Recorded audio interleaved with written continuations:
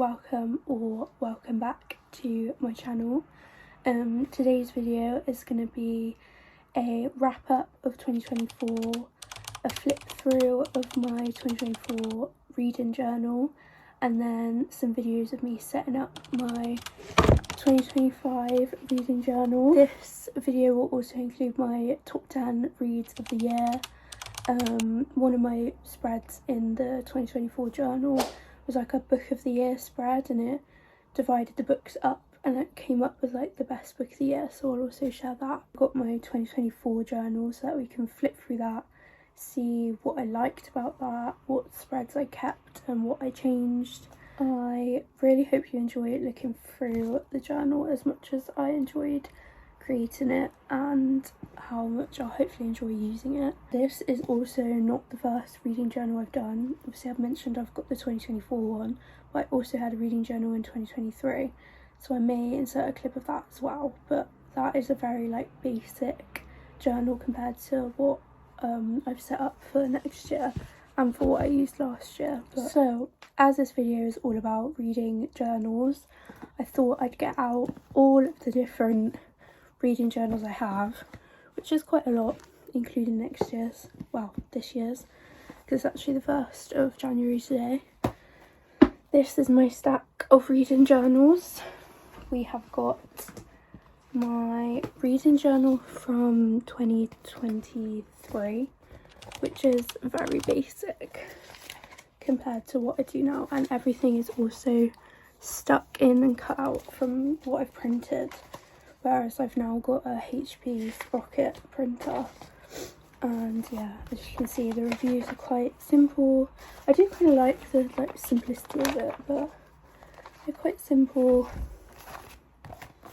I'll do a proper flip through in a bit of that one. I also have that notebook was just from Sainsbury's. I also have this book journal, which is actually from Amazon. And it's a book club book journal, and it's a book journal aimed for someone that goes to a book club, and I do go to a book club. So the pages are set up so that you can say what the book selection was, your thoughts on the book, your notes on the book, and then what you discussed in the meeting with everyone else. So I really like that, and I use it when I read a book from my book club. Also got this little thin paper reading journal which my friend got me, which I use when I'm like on holiday or something and I don't want to take a big chunky one, and I'll write like a really basic review in there, so that I can then write it up for Goodreads and write it up for the reading journal afterwards. I have also got this really lovely book journal that was gifted to me by my boyfriend's mum for Christmas, and it's kind of set out like this one, so I think I might use this as this year's more like simple review book. And then moving on to, this was my 2024 journal. The actual notebook is from Ali Hop, which is a shop in Spain, but it's fluffy and leather, and I put a lot more effort into this book journal than previous year's book journals. But yeah, I'll do a proper flip through and we'll talk about my stats of the year. And then I've got this year's book journal, which was from HomeSense, and it's got a cute bow tie on the side, and it's this sort of like velvety material, which is really lush, but it's hardback, which I think would be nicer. Yeah, and it's a bit, it feels like because I've got the tie, I'll be able to add more scrapbook paper and stuff like that in it than I was able to with this one. So as far as journal supplies, I use my HP Sprocket printer. I'll put a photo of it up here, which prints little square photos that are the perfect size for doing a book review, and they have sticky back paper, so you can just print it and stick it straight in the book. All of my stickers are from Amazon or Shein or TikTok Shop that I use, and the pens I use are just any biro, and I used a multi-liner highlighters as well.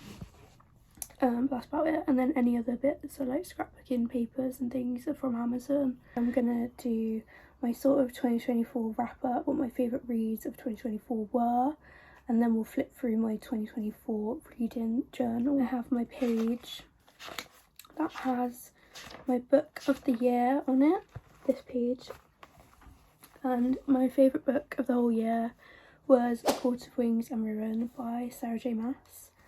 It was just a stunning book. I thought everything about the book was just exactly what I wanted it to be and more.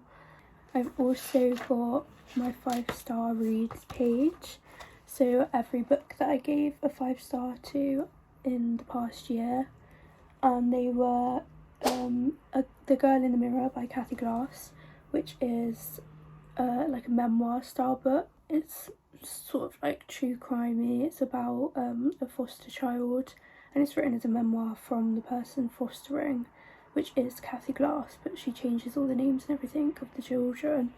But that book was really moving. It was a really emotional book. Book Lovers by Emily Henry and Happy Place by Emily Henry, and I'm so excited for her book that comes out this year, because I tend to really like her books. I just really like her writing style, how the relationships are more realistic. A Court of Silver Flames and A Court of Wings and Ruin are also on this page, and Elsie Silver's Heartless from her Chestnut Springs series, Reckless by Lauren Roberts, which was the sequel to Powerless, and we also have a third novel coming out this year from Lauren Roberts, which I think is called Fearless, and A Crown of Midnight by Sarah J Maas, and my boyfriend very kindly gave me the whole Throne of Glass series for Christmas, so I'm very excited to carry on that series because I left it on A Crown of Midnight, which I read on my Kindle, and I was kind of waiting to buy the whole series.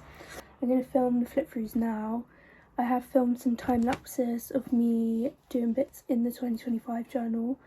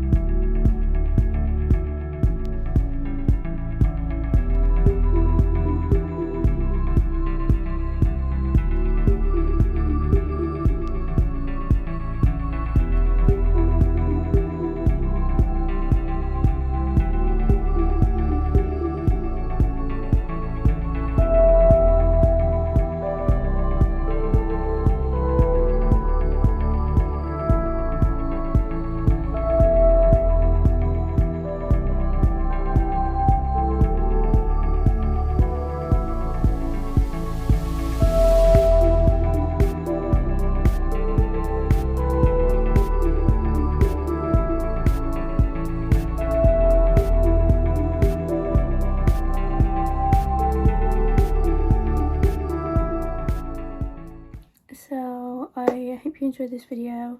I hope I've inspired you to set up your own reader journal for 2025 and set some reading goals. Thank you for watching.